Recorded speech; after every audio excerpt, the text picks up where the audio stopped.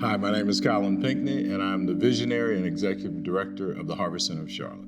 My name is Alan Douglas Young, and I am owner and founder of Two Guys in the Kitchen, and we have the extreme pleasure of being the food service providers for Movement Schools. You know, West Charlotte is a community of beautiful people, and I think the tragic reality for decades had been it was a forgotten people. They're resilient, they're grace-filled, and yet they were underserved. Many decades ago, we realized that, and there were lots of us working hand in hand in this community to try and help people move their lives forward. The Harvest Center is a faith-based entity working to break the cycles of homelessness in our city by providing a transitional housing program for homeless men, women, and families with children. And we are honored and blessed that we were one of the original tenants of the Movement Center here on Freedom Drive.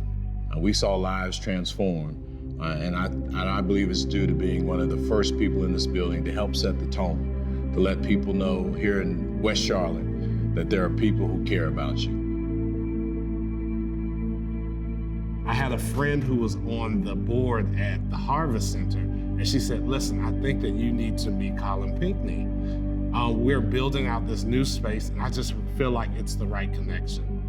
We spoke with Colin, and we came over to the Movement building before they had finished their build out.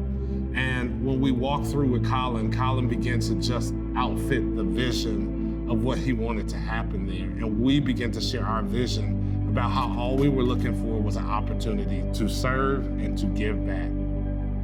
Knowing that we needed more resources, more facilities, and things like that, it took a while. And I tell you, it took a lot of faith. It took a lot of endurance to get to where we could see things like the Movement Center Wellness Center on Freedom Drive. First, to the Movement family in its totality, that you all are doing something that is phenomenal.